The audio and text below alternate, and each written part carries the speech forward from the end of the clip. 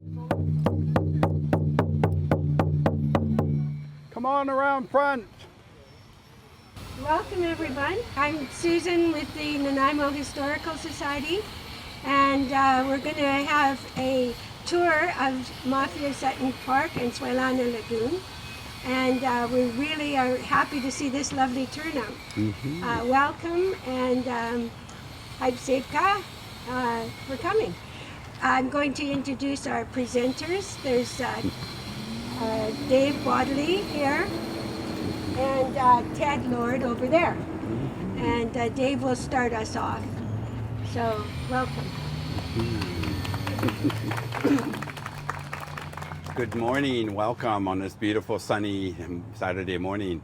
My name is Dave Bodaly. I'm from Nanaimo First Nation. Is there anyone here that might recognize that they might be of First Nations, Métis, or Inuit ancestry? Just by waving your arm or calling your nation out? Kwantlen, yes, welcome. Welcome, welcome. It's always important to recognize people come from other villages to come to our area here. Welcome to Snuneymuxw. My traditional name is Lachea, and I descend from the Johnny family from Snuneymuxw here. The village site that we used to be located here was called Tlesletla. Tlesletla was the original name of this village that was at the mouth of the Millstone River here. Long since after that, there's been so much more things going on here. But we just wanted to gather in front of this pole. This is a unity pole carved by one of our Nanaimo members, Noel Brown, last year as part of the Truth and Reconciliation Day on September 30th. It was unveiled. So since then, we've had so many good things going on here. So it's really nice to have a recognition of where our village site was at. Because we have so many village sites all along the shore here, our people were gathered. Prior to European contact, there were over 10,000 people located here. Captain Vancouver arrived in our harbor here in his tall ship, and we were used to greeting people, so we went out to see him on our canoes. And he said, "What place is this?" Snuneymuxw. Oh, Nanaimo. That's where he got the word Nanaimo from. So forgot the S in the front, but we give him credit for giving us a name similar to Snuneymuxw. So our people were living all the way along with our largest village site being in Departure Bay. When we had people greeting him, we shook hands with us. He passed the common cold on to us. We didn't have any antivirus to that. So from about 1860 to 1940, we lost over 96% of our people. We went down to only 240 people.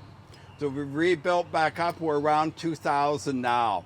But we have deep roots in the grounds. We say these grounds are sacred because our people have lived here for thousands and thousands of years. So thank you. In our culture, when we're happy to be at a gathering, you bring your hands in front of you with the thumbs outwards, shake it twice, and say, Haichka Siem. Haichka Siem means thank you, teacher, or thank you, respected one. If there's no questions, I'll pass it back and I'll let Ted share a little bit because we got several other areas we're going to be talking to. He's got a map he's going to go through. Welcome everybody. I'm going to pass around a map here, and I'd like to also say that a lot of this stuff, like the Nanaimo archives, is very helpful. We have 6 stops. Yeah. This is the first stop, but now we're going to walk to the second stop. So for those of you that have the map and those of you that haven't got the map, we are up here. And the reason we're stopping here is if you look back to where we came from, that was originally water. So I'm going to pass around the first map here, which is a map that was drawn in 1861. And it just shows there's some land here, and as David referred to, this would have been where the Snuneymuxw would have been living. But down there, that's all what we call made ground. And that, before the park, was a very extensive urban industrial area. And there was a slight promontory coming here. And of course, there was no bridge at that time. In fact, if you look very closely on this map, as I say, 1861, it references a proposed bridge. What I'm going to pass around, they kind of go around together, is a map from it's a later map from 1881, and you can see how by then there is a bridge across the Millstone River. And then another one, which is 1926. So by 1926, a lot of fill had gone in here, and there was a lot of industrial activity. Not the industrial activity that probably some people remember. In the old days, there used to be like a tannery in this area down here. There was a foundry over here, and then probably a lot of people will remember the old foundry building. There was also the arena, which was right behind where we're standing, this area here. And that arena, built in 1939, has a lot of people have a lot of memories of that arena. In fact, the one I like was in Doug Steele's book. He talks about Little Richard, who I guess some people consider the sort of grandfather of rock and roll. He apparently performed in the arena that was here, but he was staying in the Castaway Motel, which is just up there.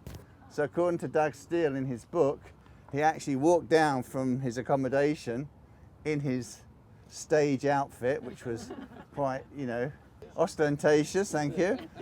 Apparently, according to the book anyway, he comes down here and then he performs in the arena. There's also a shipyard, which we're going to be talking about for more later. Lumber mills. I mentioned the tannery. And the other thing I find kind of interesting is that the Nanaimo is sort of recognized as being one of the earliest places to have street lights. They were gas. And the gasworks was just on the other side of where this road is now, where the hotel is, the one that's now closed. To recognize the fact that Nanaimo is one of the first places to have gas street lights, there is, by the cenotaph, there is an old gas light there that was erected. I can't remember now, but the plaque says it was to commemorate the fact that Nanaimo had coal gas street lights. So now I'm going to pass on the next map, which sort of goes around in a series, because that shows you some of the industrial development, plus also the fact that now this area is being pushed out into the ocean, probably from the coal waste. Also part of the series, the next one is a 1938 map, which actually shows some of the buildings we're going to be talking about. That was the arena that I mentioned that was here, and also the shipyards.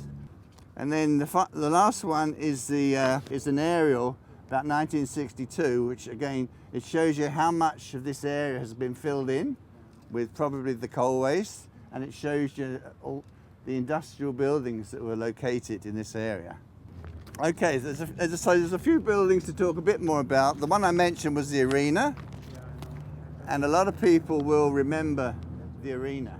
I think it was 2006 or 2009 it was demolished. But the arena was right there, and it was really a focal point for Nanaimo in terms of the sports activities, performances, etc. Over there used to be called the Foundry Pub. People can remember that. But before that, there was a hotel where the White Sails is. There was a hotel there called the Foundry Hotel, because just down here was where the foundry was. So you have the arena, the foundry, and the shipyard. What we're going to do now, we're going to go down to the next stop, which is the other side of the pole, and that is where the shipyard. So you have the ships being built in a building and being launched into the water, which of course now is made land. So follow me, it's the other side of the pole. And on your maps, those that have the map, it's stop 3. Okay, we're stopping here because before the park was developed, this was actually the water line. So behind you, between here and the pole, that's where the shipyard was, and there was a marine railway coming down here. I'm just going to pass this round. This shows you an aerial shot. So we're basically at the waterfront on this photograph here. Since this photograph was taken, which is in 1963, all this has been added. And this is a photograph of the shipyard, and in front of it, what's called the marine railway. As I say, this is the top end, the land end of the marine railway, round about here. Building there, the marine railway going down there. Here's one of a ship. And the one I really like is this one, because it shows the mud flats, obviously when the tide is out. So basically this picture here is kind of just looking there, and you'll recognize a lot of the landforms. Okay then, so Gord, would you like to? Yeah, my name's Gord Miller. About 10 years ago, I did a presentation about the shipyard here on this site. The shipyard was called Nanaimo Shipbuilding, and it was established in about September 1942. And the remarkable thing about it was that it got contracts from the Canadian government to build minesweepers and a number of fish boats for the RCAF, the minesweepers for the Navy.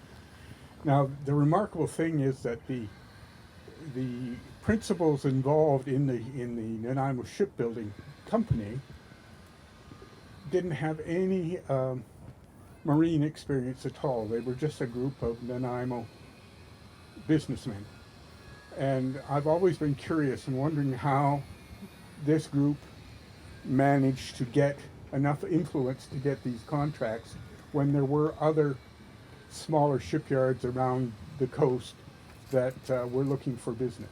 This company starts in September 1942. They leased the land from the city for 10 years. They had a lease on about 7 acres, so quite a large amount of the industrial, or what had been the industrial part of this site. In the spring of the following year, they get the contracts for the ships. Now, I have a picture here that you can pass around that shows you the shipyard. They did a little bit of dredging out in front here, so when they built the ships, they could actually get them out and not get them stuck in the mud. And then also they built these marine railways. They built 3 minesweepers, and these were kind of interesting because they were wooden. All of the shipyards on this coast that could handle metal were already up to their ears in war work. So here they come along and kind of halfway through the war realize that they need more smaller ships and stuff. So they came out to the west coast. Lots of people from 1949 or from 39 through 41 or whatever had tried to get the government to do it, and they said no, we don't need wooden boats. And then the Brits started buying boats, wooden minesweepers from the Americans. Oh, we need to do them ourselves, said C.D. Howe. So they established this program. This is a picture of a minesweeper. It's not very big. There were 2 of them at this thing. They were 105 feet long. They had room for 23 officers and men. Those ones, the HMCS St. Joseph and the HMCS Coquitlam, were not ever used as minesweepers. Now, the reason that minesweepers were built wooden is that they were non-magnetic. So that was the rationale. But really why they were built here, because they needed to build small warships out of wood. So that was an existing kind of plan or whatever, so they were well established and so on. So if they could get experienced wooden, or people who would build wooden ships, so on, they could do that kind of thing. They also built 2 kinds of supply ships for the RCAF. Now, the RCAF had all kinds of radar establishments and listening posts and whatnot up and down the island before the highways, basically. There was no way to get to them except by sea. In the early years, the Fishermen's Reserve, which was a part of the Royal Canadian Navy, would take fuel, supplies, move staff around. But by this point, the Fishermen's Reserve were getting tired. They were old. They hadn't been kept up very well in the 4 years since they were established. So the RCAF and also the Canadian Army wanted their own boats. So the Nanaimo shipyard then got to build two kinds of large fishing vessels. Two of them, called the Hesquit and the Kimsquit, were what they called halibut boats. They were about 105 feet long. Now that's roughly the same size as the Minesweeper. These were boats that had been used, particularly on the north coast, to go way out to sea. So they had endurance, they had that kind of stuff. And then on top of that, they had four smaller boats, about 60 foot, that were kind of based on seiners. And these were called the Stuart, the Babine, the Souk, and one other that I can't think of. And then on the back of that are the names of the principals that were in the company. And there's only one name that I recognize, and that's Peter Maffeo, who was later mayor, and it's after this park. Thanks, Good. Thank you, Good. So let's roll on now. So roll on to 1970. The industrial activity is waning here, and the decision. There was plans to redevelop, I guess, with a big condo block and all sorts of things. But anyway, in 1970, a group of concerned citizens got together, and somehow they managed to persuade the council at the time, Paul, to dedicate this as a park. So now I'm going to pass around a few photographs showing how the park was developed. And first one I'm going to send around, it shows this material here, but it doesn't show the lagoon. The lagoon came later. Interestingly, it shows that's quite an old building, the condo block there. It actually shows that. And it also shows the realignment of the highway now. Before going over the bridge, there was a jog coming up Terminal Avenue, a little jog. But then this photograph here, aerial shot, shows how they realigned the road so there was no jog. And then there's another one here. It shows even more how the park was being developed, and you can actually see some of the paths in the actual park now. That back in the 1979, this aerial shot is. You can see how the park was being developed, but again there was no lagoon at this point. The lagoon that we see here on my left, your right, came later. So I'll pass that one around. This is a 1979. You get a much better idea of how this was developing from an old industrial site on made land into a park. So this is stop number 3. So the next one is stop number 4, which is just around the corner here. But before we go there, I would like to share. Okay, Dave, you're on. Okay, I'll stay close by so we can get recorded. Okay, so where this high-rise here, this is going way back now. Where the high-rise is, beside it on this side, there's a tunnel that goes underneath here. And it goes all the way around and goes across over to say Sutton. And they used to have a train track that used to go underneath there. And that's where they used to deliver all the coal off of here. And then it was distributed on this train track here, I guess. And it was distributed on Vancouver Island. That was in the 1800s. So the guys that worked on that train, they said there was, I had heard that they'd use mules to pull that train underneath there because the mules could see in the dark and it wouldn't gas them out if they used an engine. And they said the guys that worked on that train could tell what time of the day it was because they could hear the engines of the boats going over top of them. And that was in 1890. And that tunnel is still there. It's been capped off at both ends, but people have kind of picked it away to try and open it on that end. But we won't be reopening that trail anytime soon. So. Okay. Well, thank you, David. Yeah. Are there other tunnels through here? Yeah. The question is, are there other coal tunnels in this area? And the answer is yes. Yes. And I will be talking a bit about that at the last stop. But thank you, Dave, for that. I wasn't aware of that story. There's a question. Yeah.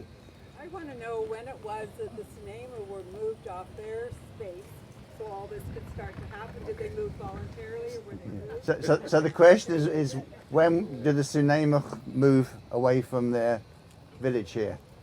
Okay, good question. When I first introduced or telling that the poll here, from 1860 to about 1940, when we shook hands with Captain Vancouver, the common cold was passed on to us, so we lost over 96% of our people. At that time, in many of our villages were empty houses because we lost so many people, so that was just bulldozed down. A lot of the village sites were just bulldozed down and taken.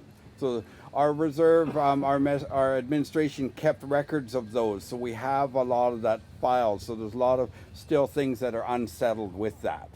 But a lot of times, because progress needed to move on, they really just took over the land. We have another question here.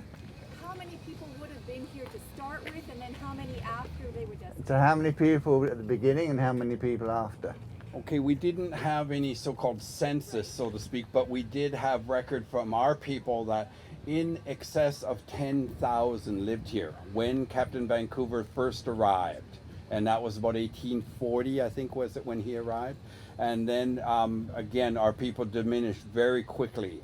And so all those stories and those songs and those things that we attribute to our people, very important to our people, were lost. It was all gone. So very little bit. I happen to be one of the descendants that our ancestry did survive through that. So we've been through many pandemics in the past. So. Another question over here. Yes, please. I'm happy to hear more of the Snuneymuxw history. Thank you for sharing that. I'm wondering if now there are archaeological digs in some of the original village sites. A question about archaeological digs.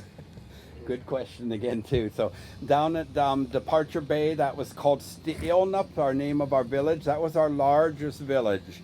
In the times when we had our villages prior to European contact, when we had a row of housing, that was considered a village. In Snuneymuxw, Departure Bay, there were 3 rows of houses, so a very large village there. When they built the kin hut there, I don't remember what year they built that, but they had to do an archaeological dig, so our elders were called and our community was involved in that. And they dug up a cedar basket that was in the ground there. So they cleaned it all off and dated it, and it was 1,000 years old. So that's on display in the museum downtown here. And if you look closely at that, when I went and looked at it to look at the details, the weaving that I have in my cedar hats is the exact same as what my ancestors did 1,000 years ago. So I'm online with what we're doing.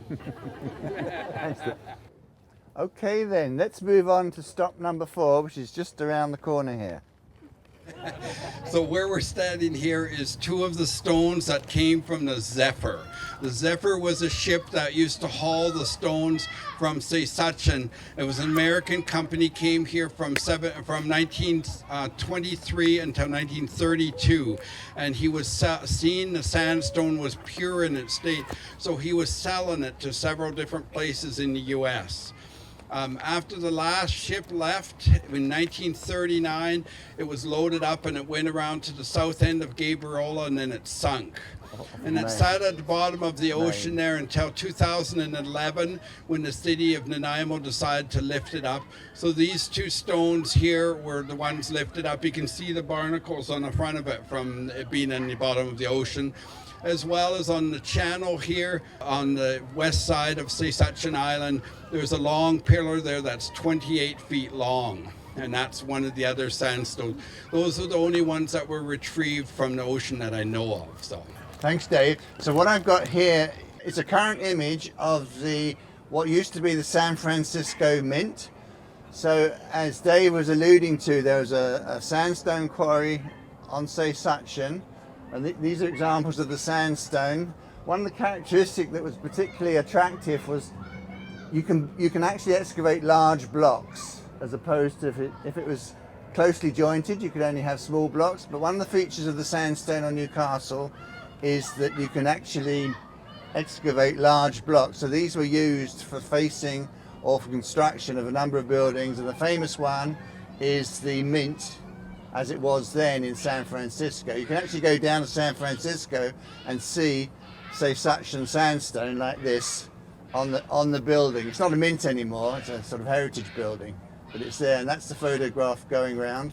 And of course there is the plaque here, so if you ever want to come back and remind yourself of why these are significant is there's the plaque there, and it does talk about the Marine Archaeological Society that recovered these stones and brought them back to where they came from.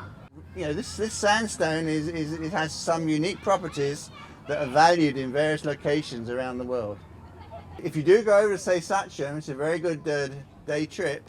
There was in the quarry they were actually excavating millstones, circular stones, and you can actually see the equipment that was used for that on the island just over there, and you can actually see some millstones that weren't moved away for whatever reason, and you can see the quarry, and as Dave alluded to, you can actually see, if you look at the photograph of the San Francisco Mint, there's actually one down on the plaque, you'll see the columns in the front of it, and yeah, one column didn't make it.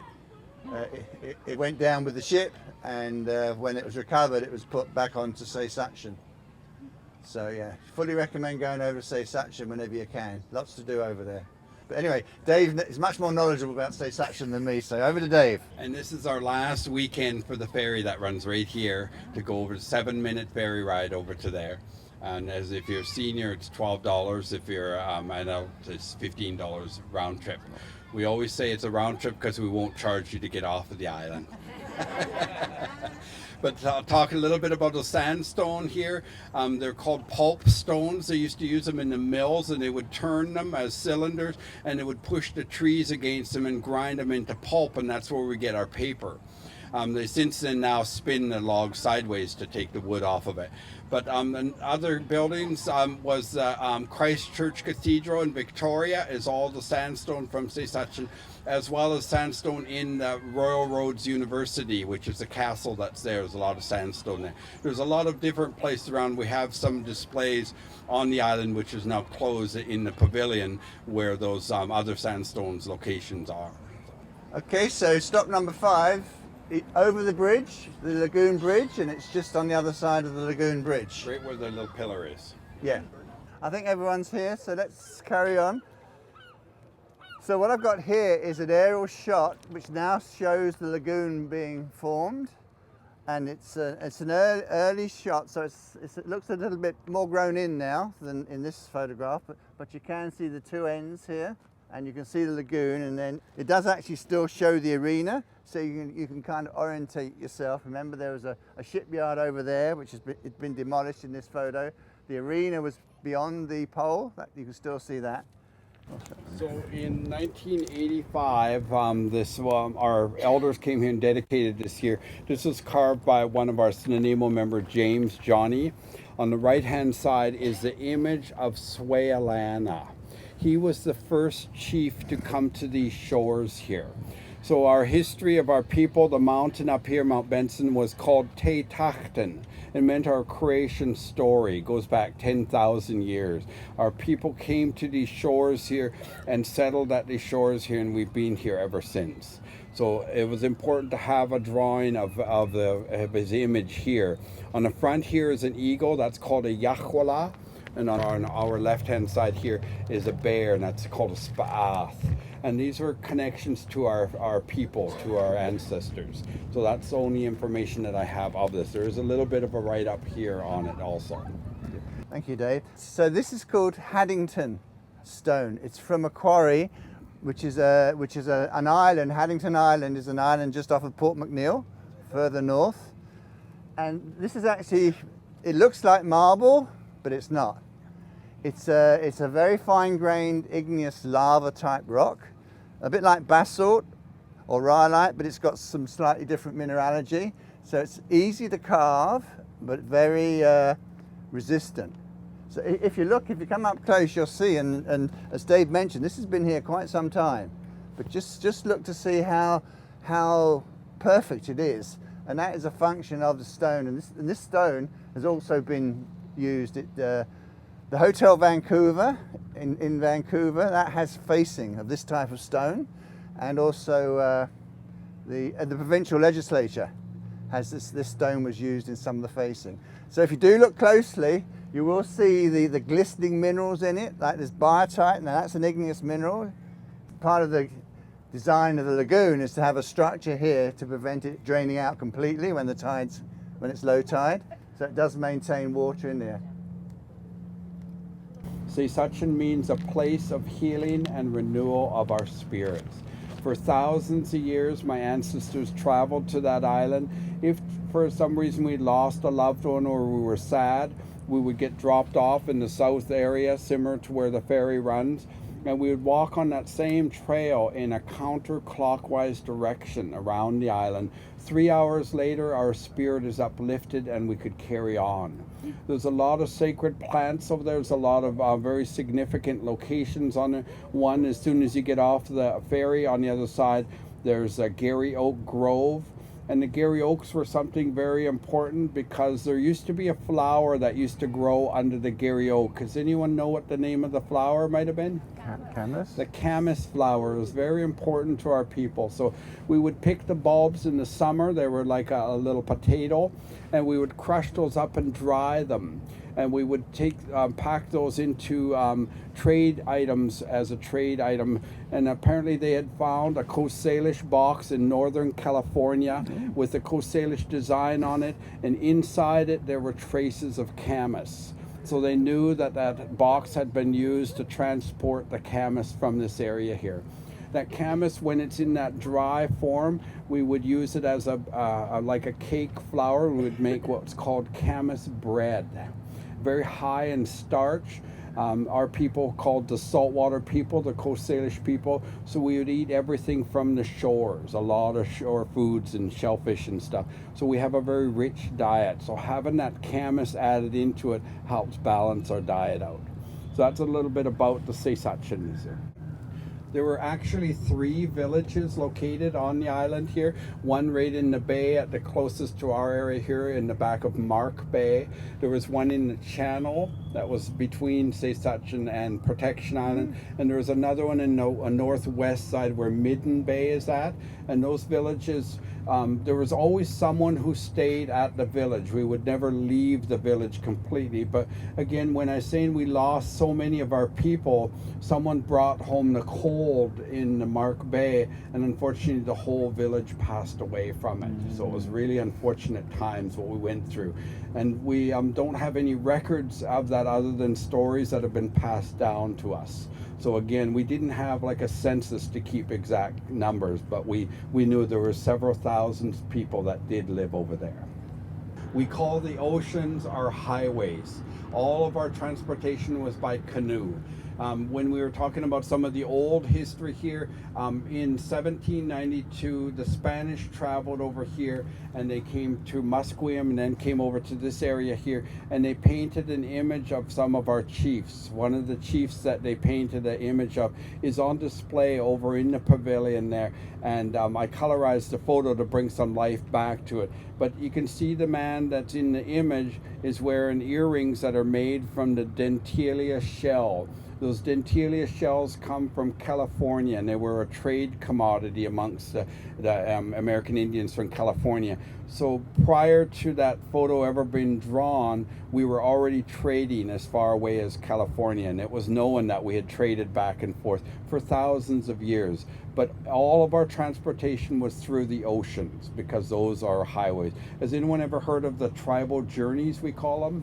So the tribal journeys is a renewal, bringing that back of our ways of transferring.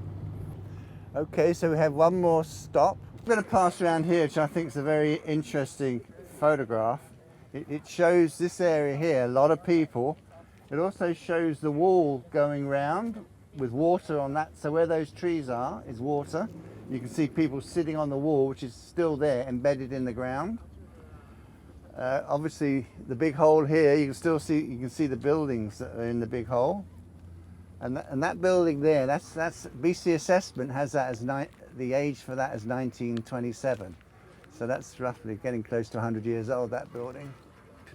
This promenade here, I understand at one point was the only access to the water. So, you know, this is all industrialized along here, and that was water there. So somewhere along the line, Georgia Park was dedicated so that people could, and you'll see when your photograph that's going around, you'll see all the people that were sitting here. And you know, those of you who've been to the fireworks, when you used to have fireworks, you know, people would be sitting on there watching the fireworks. Anyway, Intriguing is that this was considered to be sufficiently important that when the Queen came in 1983, she came to this location and dedicated it. So the plaque is right there. But anyway, one of the reasons for stopping here is I want you now to look that way. It's hard to visualize it, but if you look, there's water there, right? But believe it or not, there are 2 worked coal seams on Protection Island, and I'll send the photo around. You can actually see the mine shaft. This is an old photograph. The shaft is no longer there, no longer visible anyway. It's covered with what looks like a house. But here actually shows the mine shaft. Dave alluded to that when he was talking about how you could hear the ferries, etc., and that there's a tunnel. Yeah. I guess one of the anecdotal things is you could go down the shaft at Esplanade, just on the south side of the Nanaimo, go through the tunnel workings, and if you choose, come up at Protection Island, or if you chose not to, stay underground and continue, you could come up on, say, Sutton. There was a shaft there. But what I'm going to send round here, it's from the Coal Mine Atlas. It does show that, in fact, underneath this building here, there were, and Dave alluded to it, there was some coal workings that had to be filled in, and the map shows it. And just down here, I mean, there's development now, but there was also some coal activity. And then the last one I'm showing around is to show where the Protection Island shaft was, which if you look at the old photograph, or it's at the far side of Protection. That's where it was. Oh, Dave, did you want to say anything, David? You don't have to go very far to find coal. And I'm going to say there's a coal mine actually right behind you. In this excavation here, if you go down when they're doing the excavation and they're doing their geotechnical work, they actually found a tunnel. And it's flooded, so you're asking about that. And but if you look in it on the cameras, you can actually see the timbering that was there. And that's how they usually found coal in those days. They didn't do elaborate drilling. They just traveled along the shoreline and looked for outcrops. So Newcastle, or say Sutton, it was found as an outcrop all along the frontier initially. It was also found as an outcrop, and I said there's one right behind you. Does that explain why there's been no further development? I don't know why. There's been various owners of the lot, but it hasn't. Nothing has happened yet. But underneath it, maybe it's that coal mine tunnel. Who knows? Thanks, David. Once they got past the idea of walking along the shoreline to look for coal, they also one of the first underground mines, we call a Sirius mine, was in where now Diana Krall Plaza is. And there's workings there, and some people who've worked in that area can still attest to the underground structure of the land there. So, as Ted mentioned, there's 2 seams out here. There's one that comes out from Newcastle Island called, cleverly enough, the Newcastle Seam. And then below that, about 100 meters, is the Douglas Seam. And the number 1 esplanade and the head frame on Protection Island both connected into the Douglas Seam, as did the reserve mine that was down on the end of Rains Road. Okay, so that basically brings us to the end, but David. Okay. Good. Heichka. You guys remember the word I taught you? Heichka. Heichka Siem. Heichka Siem. Heichka Siem. Thank you, teacher, respectful one. So I'm glad to have been here, part of Snuneymuxw myself as a knowledge keeper and now become an elder in our community. But the elders always ask me to remember that these stories, they say, please remember these stories belong to Snuneymuxw. I'm here to share the stories, but I'll be gone someday, and those stories will carry on. They've been passed on for thousands and thousands of years, so it's a real honor to be here in this present day, sharing our knowledge that we have, working with the Nanaimo Historical Society. I also like to thank the Katimavik youth for coming out, because I work with them lots too, so it was nice to see them come out. Okay, so thank you. I got to say again, thank you everyone for coming out. It's been a lovely turnout, and the talk has been really interesting, and thank you for your questions and your input. And I especially want to thank our presenters, Dave Bodaly here, and thank you very much, Dave. And Ted Lord. For Ted, we have a gift book. It's just out last week by Geraldine Manson about the place names in Nanaimo, and it's called Snuneymuxw, which means Nanaimo and its people. Mustimuck is the people, and so it's sacred places, names, and their travels and stories, and I believe that'll be available in the museum, or at least in the Gabriola Museum, and probably the Nanaimo Museum. So that's for Ted. Thank you very much. Thank you. Thanks. And thanks again. Thanks, Gus. Yeah.